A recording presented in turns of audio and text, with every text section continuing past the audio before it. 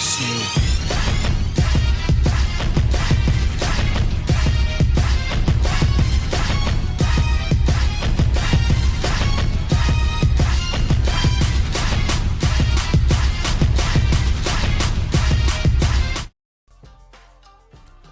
Welcome to the Bushido gang. What's up, guys? It's Attack on Samurai, and welcome to another Pokemon Sword and Shield Showdown Live for you guys. But it's not really a Showdown Live. This is actually round 2 of the Uber Winter Seasonal. So for this round, I was facing a guy named Averado. So before we get started with this game and the other 2 games, I actually did manage to record all 3 of the games we had for this series. Before we get started, make sure you guys have a like, comment, and subscribe. Follow me on Twitter, join my Discord Bushido gang, and subscribe for some more content on the channel. We're 5 subs away from 100, man.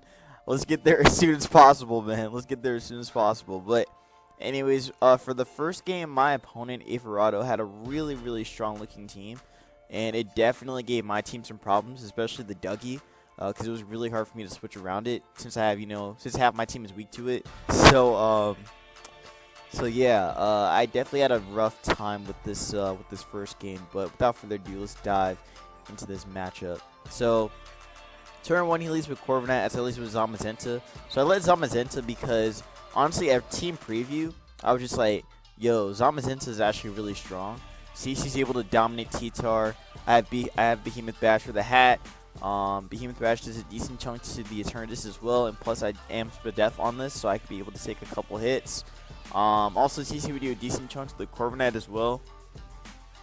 So overall, it was a pretty decent lead, I'd say. Even Chandelure, I considered it as well, since Chandelure can beat half his team, or like more than half his team, except for the T-Tar. So it was really difficult for me to decide who would be the best lead, but honestly, Zamazenta probably was probably the best mid-ground lead.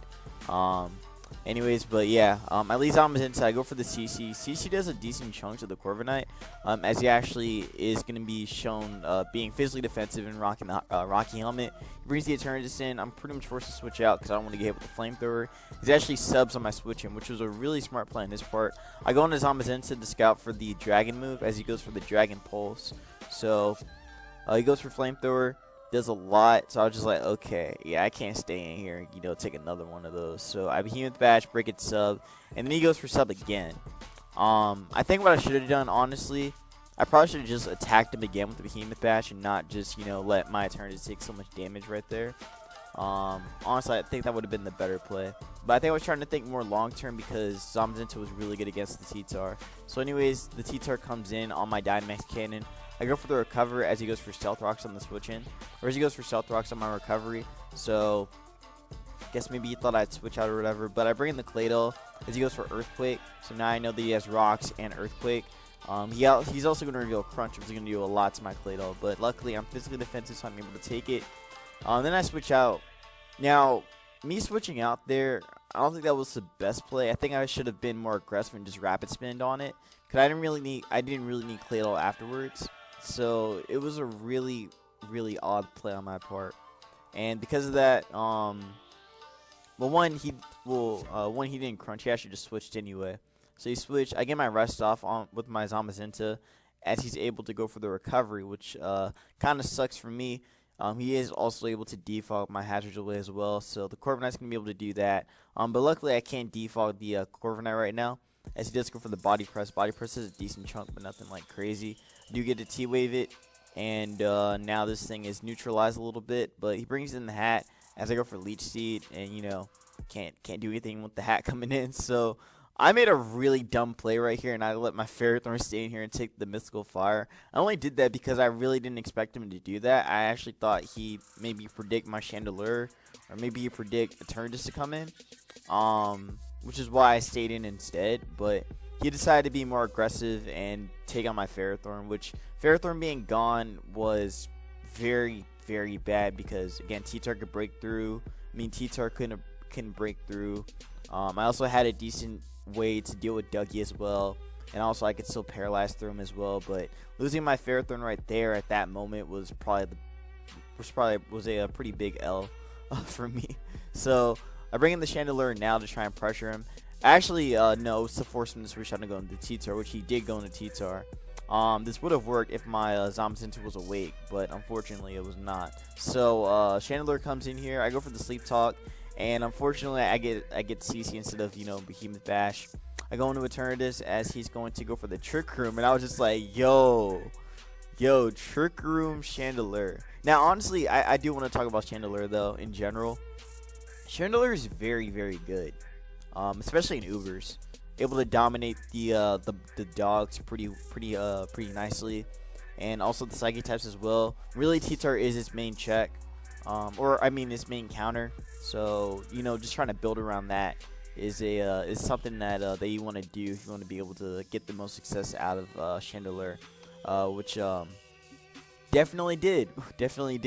But yeah, the Trick Room here is pretty much just gonna clean up this game because it's gonna just run through me. So he goes for Max Mindstorm, which I'm just like, yo, he really runs Psychic for the Eternatus, and I was very surprised with that. And then he went for the Max Overgrowth. I was just like, what? Okay, so he pretty much had Psychic, Fire, and Grass coverage from the looks of it. But yeah, I go for the Max Guard, Scout for whatever he had. He went for the Max Mindstorm.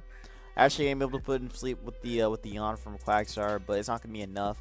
He goes into the hat as I go for the Max Flare, get the stun up, but like pretty much he could just bring the T-Turn anyway. So I go for Max Flare again, does knock out the hat, and now I believe he goes into T-Tar here, and I'm pretty much forced to either go for damage or just go Claydol. So I go Claydol, he goes Crunch, that's gonna knock out my Claydol, and now all I have left is 2 mons that get trapped by Dougie, pretty much. Well, mostly Zamazenta gets trapped by Dougie. I already went through my Dynamax, so I'm not able to take an Earthquake from Dougie. So yeah, I go for the CC and I do get the Sleep Talk going, but it's not gonna be enough. So yeah, Zamazenta really didn't do as much as I wanted to this game. He goes for the U-turn, goes into Dougie. I go back into the Zamazenta, hoping I could take at least 2 Quakes. But even with the +1, it is not gonna be enough. I kind of had a feeling that he was banded, judging by how much that did, but I don't believe he was. But he is able to knock me out with the Quake, and that is going to be game 1 of the series. So yeah, again, like I said, I played this game very poorly. Again, letting my Ferrothorn get hit with the Mystical Fire, as well as like not playing Zamazenta offensively. I think if I played it more offensively, it would have definitely done a lot more, but I was really trying to preserve it as best I can, especially for the T-Tar, and that was pretty much what I wanted to do. I really wanted to try and preserve it for the T-Tar, but didn't end up going the way I wanted to, and yeah, so that is going to be game 1. I will be back for game 2. Alright, so here is my game 2 match with Averado. So this time, I brought the Rain team that I had in the that I had for my last game, in my last match with with Quinn. So I wanted to bring this team back, just because I felt like this team was pretty successful last time, and I was just like, I may as well use it again. Now looking at his team matchup, or looking at my team matchup against my opponents, kind of similar to how it was last time with the Hatterene. Hatterene could definitely blow through him because like it could pretty much beat down the Eternatus. Max Flare can do a ton to the Corviknight. Also, G-Max Final Smite is very, very good against the Umbreon as well, and even the Dracovish too. So like really his team couldn't really defend against the Hat that well, as you're going to see in this match. So without further ado, let's dive into this game. So turn 1, I lead with Ferrothorn as he leads with Umbreon. So I led Ferrothorn because I was just like, man, hazards are really, really good. So I want to make sure that I can get them up, and also make sure that the Hat is gonna have some chips. That way, again, it could just run through my opponent's team. So my plan was pretty much just get up hazards turn 1, as he is gonna go into the Corviknight and try and prevent that, and going for the defog. But of course, I do show the T-Wave because I want to make sure that this Corviknight can't defog. And I also want to make sure that I can keep pressuring it as best as possible. Does show the body press, I get the rocks back up. Goes for the defog again. I'm just like, bro, you gotta stop defog. I'm gonna put some seeds on him real quick. And he goes for the roost again, and I keep getting up rocks. I'm trying to get a para on here so that I can bring a Pelipper for free and also keep up rocks at the same time. But unfortunately, he's still able to defog the hazards away. But I'm still getting a little bit of recovery. He goes for the he goes into Eternatus as I go for the U-turn. So U-turn does like 2%. I'll bring in my own Eternatus as he is going to show left Black Sledge. So him showing Black Sledge at the time, it didn't really mean much. But most Eternatus that usually run Black Sledge, they're either going to be like more defensively oriented, or they're going to be more like, or they're gonna have like utility slash like offense, like offensive pressure on them. But pretty much I'm just saying that just because it's a possibility that his Eternatus could be like some kind of defensive variant, the way his team is played out. But anyways, I'm gonna go for the Dynamax Cannon as on the switch in as he brings in the Umbreon. So Dynamax Cannon does a good chunk to the Umbreon. I'm going to go into the hat, prevent him from doing any kind of shenanigans, as he is going to go for the Wish right there. I go for the foul. He goes for the Foul Play as I go for my Trick Room. Hello, laptop. Don't freeze on me, please. I don't know why it's doing that. Okay, so I'm able to get my Trick Room up, and I'm also able to G-Max right here, go for the Final Smite, and it is going to knock out the Umbreon after the Confusion hacks. So definitely the Confusion played a pretty big part, especially with Umbreon being gone, and pretty much like one of his checks, or one of his defensive checks for his team is out the way. Same with the Corviknight as well. So now he goes into the Eternatus, and he's pretty much going to bait me to go into the Psychic here. So I do Psychic on the Dracovish switch in, and Dracovish is going to drop right there. And then Dougie comes in. So honestly, I didn't really have too much of a choice.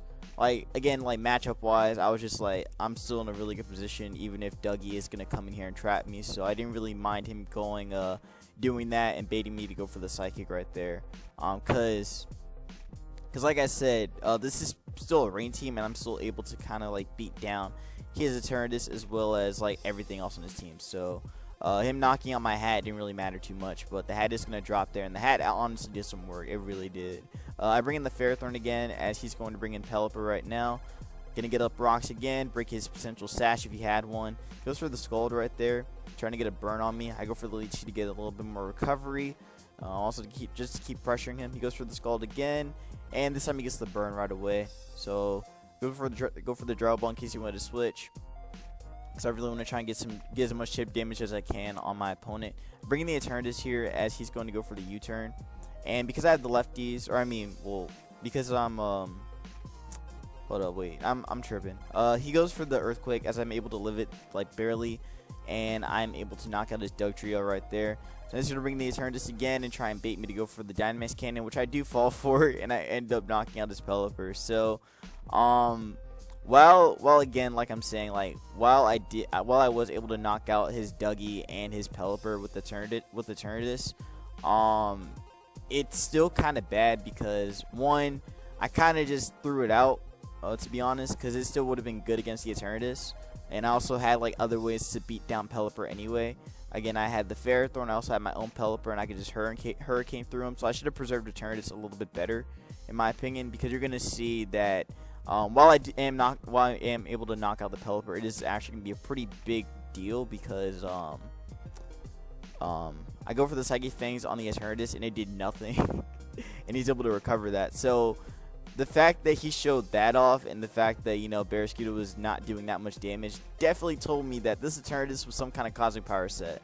So he's able to knock out my Ferrothorn with Flamethrower, which I'm just like, okay, it's not that big of a deal. Even though Leech would have been very, very good here. But it's not really going to matter too much because he's going to set up the Cosmic Power. And I'm trying to go for a Confusion. I'm trying to go for everything I can because this thing, I can't beat this thing.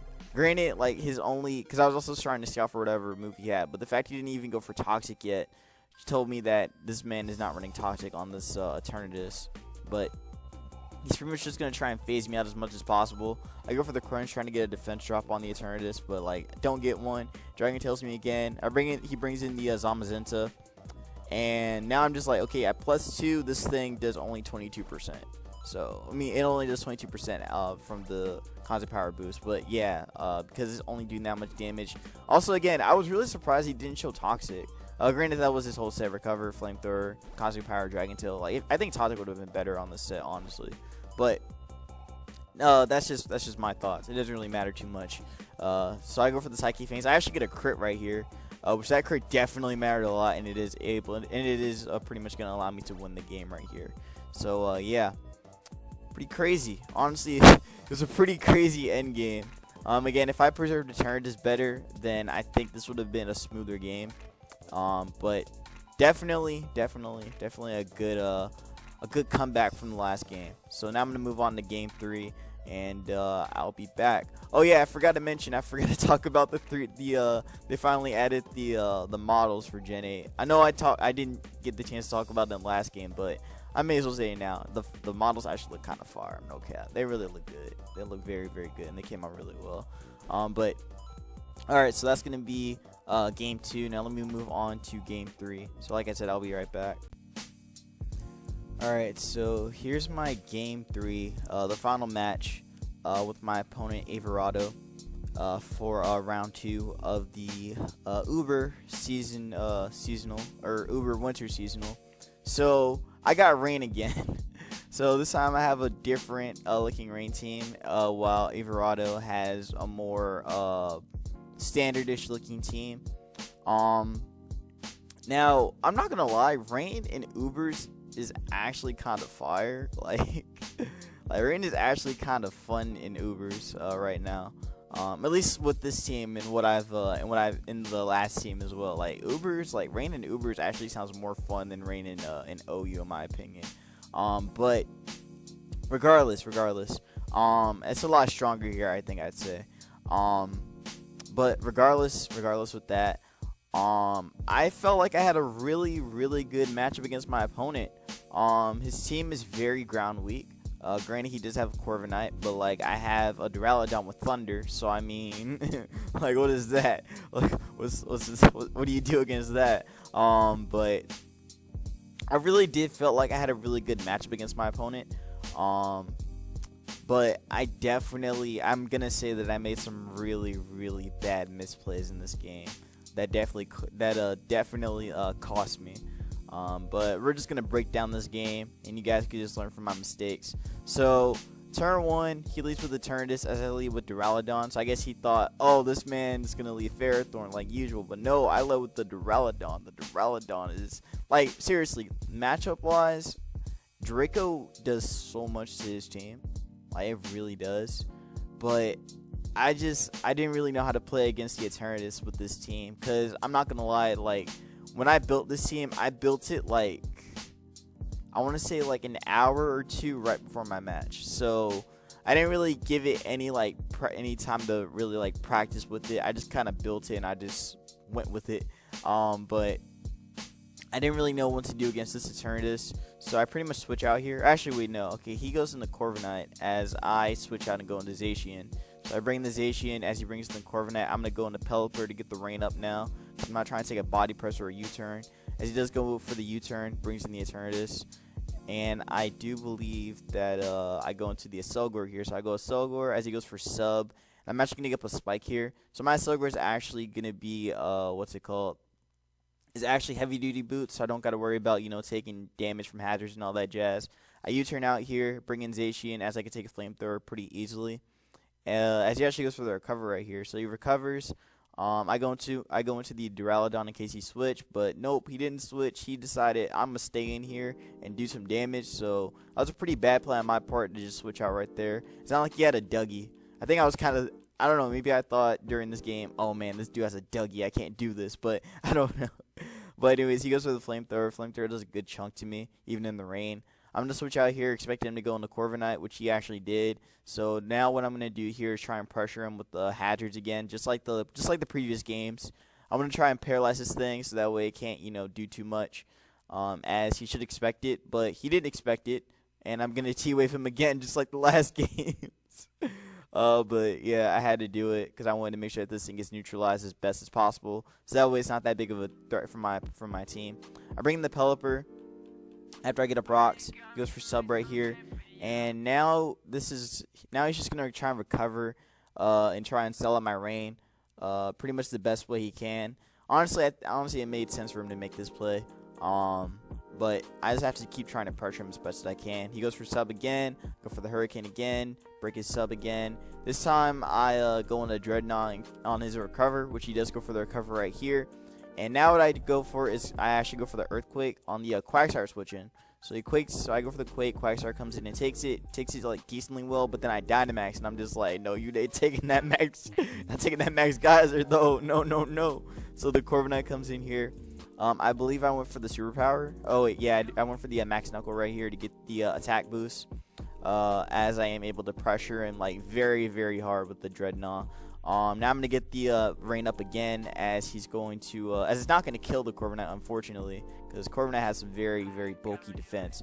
So Ditto comes in here as my Dynamax is gonna wear off, and I switch out here. Now I'm not gonna lie, I feel like, well, no, it made sense for me to switch out because I mean, one, he's Choice Scarf Ditto, and two, he is Swiss Swim as well. So I mean, I had to make that play. I had to switch. Like I had no other play but doing that. So sacking the Acelgar was honestly the best play for me to make.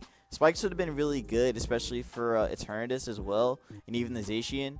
But pretty much sacking Acelgar was the best play I could make. So I am going to sack it here.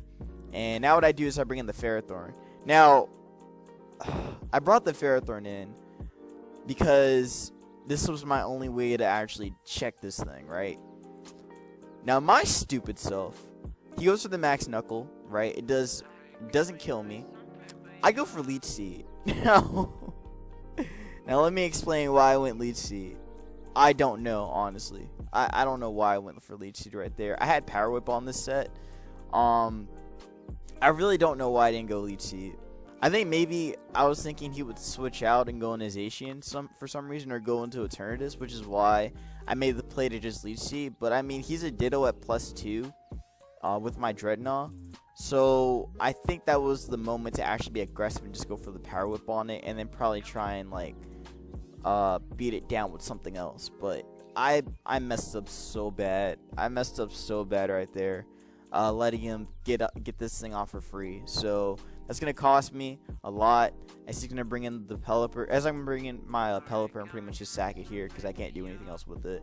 Actually, I'm kidding. I'm just gonna sack my Ferrothorn instead, and then I pretty much just wear out his Dynamax right there. And now I go for Zacian, as I can't outspeed it. And I think on the switch, and I went for the SD, knowing that he'd go into Corviknight, or I subbed right here. No, I actually subbed. So if I SD'd right there, I think, well, actually, if I did SD, then Ditto would have came in, obviously. So that's why I made the sub play to pretty much like go off that and potentially try and set up behind a sub. But he brought the Zacian in, so now he has a chance to pretty much like beat me down with the Behemoth Bash, I mean with his own Behemoth Blade. But if I had the spike up right there, it would have died. It actually would have died, and I think I would have just won with Zacian. But that Corviknight, man, that Corviknight's a really tricky mon. And also, I just didn't prioritize spikes enough this game. So, I am able to win the speed side, though, and I am able to knock out a Zacian. But Ditto comes in here, and I'm just like, alright, time to kill me. Go ahead, bro. Just do it. Just do it. Like, I literally had nothing else to do against the Ditto. So, pretty much Ditto's going to clean up this game, and that is going to be that. I get the rain up at least for Dreadnought. Goes for CC. But, like I said, even if I did bring in the Pelipper, it didn't really matter too much. Because, again, he had the T-Tar as well. And I couldn't really, like, pressure him anyway. So, Pelipper's going to drop right there.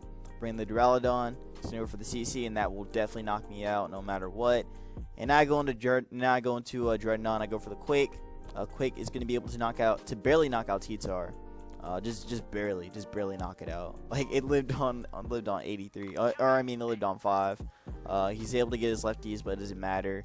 And then Eternatus comes in here and just destroys me with the Dynamax Cannon, and that's pretty much going to be the game. So I made some very, very, very bad misplays. Like, literally, all I had to do was whip on the Ditto, and I would have been in a much, much better position than where I was at. So much of a better position. But I definitely overthought about that play. Again, thinking that the Eternatus would come in and try and like pressure me, but I definitely should just like play more into what's actually going on. Like, if the Ditto's at +2, I have to attack it. I don't think there's any point in predicting anything else. Or I should have went T-Wave. Like, I think those were, like, I definitely had options against the Ditto, but I just didn't play it out the way I should have. So, because of that, I take an L for this for round 2. However, I will be playing in the losers bracket, so I have a chance to come back at least. But yeah, luckily for the Uber Winter Seasonal, there is a losers bracket, so you can make a comeback at least. So I have that to look forward to. Now with the other tourneys I'm doing as well, let's see. I think for OST, I think I'm still able to play somebody. I think I'm still able to play somebody. Because my opponent didn't even respond anyway. And then for the black and white winter seasonal, I'm actually going to be playing against. Actually, I don't want to spoil it, but I am going to be playing in that. So just be on the lookout for those games. And yeah, that's pretty much going to wrap up my my round 2 match with Averado. So good game to my opponent. Again, I definitely misplayed with this game, as well as even the the second game as well. I definitely made some pretty big misplays, but okay, the second game wasn't really that big of a misplay. It was more like I didn't preserve a turn as much as I should have. I didn't really value as much as I should have that game. But this game though, definitely a misplay with the Ferret Thorn. So if you guys did enjoy this live, or did enjoy my breakdown of the games, make sure you guys have a like, comment, and subscribe. Follow me on Twitter, join my Discord Bushido gang, and subscribe for some more content on the channel. Also follow me on my Pokemon, check out my Smogon profile. All those links will be down in the description. We are 3 subs away from 100, man. 3 subs, man. Hopefully by the time this video goes up, I'm probably like at 98 or 99. But yeah, seriously, I really want to get to 100, and we're so close. It's not even funny. So please help me reach that goal. I would love to reach 100 subs, so that way I can give you guys even more content. So that's gonna be it, guys. I'll see y'all. Peace out.